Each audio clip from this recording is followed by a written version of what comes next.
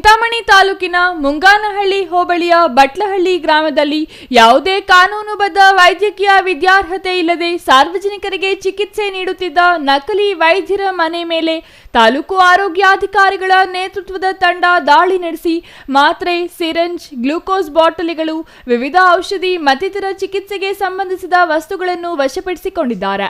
ಗ್ರಾಮದ ಮನೆಯಲ್ಲಿಯೇ ಚಿಕಿತ್ಸೆ ನೀಡಲಾಗುತ್ತಿದ್ದ ಬಿ ನಾರಾಯಣ ರೆಡ್ಡಿ ಇತ್ತೀಚೆಗೆ ಗರ್ಭಿಣಿ ಮಹಿಳೆಯೊಬ್ಬರಿಗೆ ಅಬಾರ್ಷನ್ ಮಾಡಿಸಲು ಮಾತ್ರೆಗಳನ್ನು ನೀಡಿದ್ರು.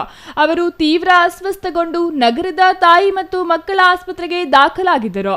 ಚಿಕಿತ್ಸೆ ನೀಡಿದ ವೈದ್ಯರಿಗೆ ಮಹಿಳೆ ಈ ಬಗ್ಗೆ ಮಾಹಿತಿ ನೀಡಿದ್ದರು. ತಾಲೂಕು ಆರೋಗ್ಯಾಧಿಕಾರಿ ಡಾಕ್ಟರ್ ಎಂಎಸ್ ರಾಮಚಂದ್ರ ರೆಡ್ಡಿ ನೇತೃತ್ವದಲ್ಲಿ ದಾಳಿ ನಡೆಸಲಾಯಿತು.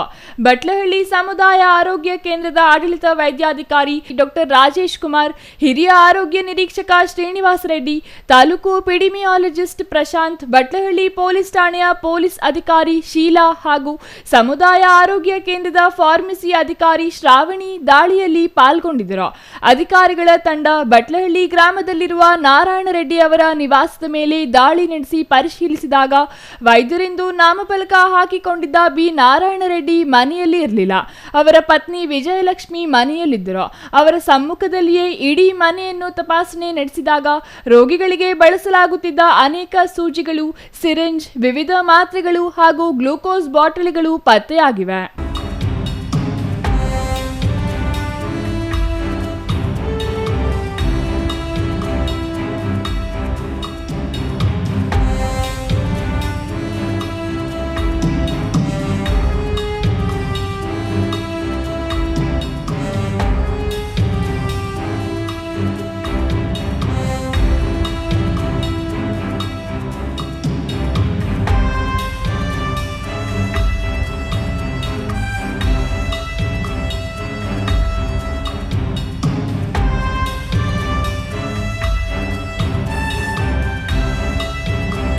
ಅಧಿಕಾರಿಗಳು ಪತ್ತೆಯಾದ ಎಲ್ಲ ವೈದ್ಯಕೀಯ ಪರಿಕರಗಳು ಹಾಗೂ ಮಾತ್ರೆಗಳ ಮಹಜರು ಮಾಡಿ ವಶಪಡಿಸಿಕೊಂಡಿದ್ದಾರೆ.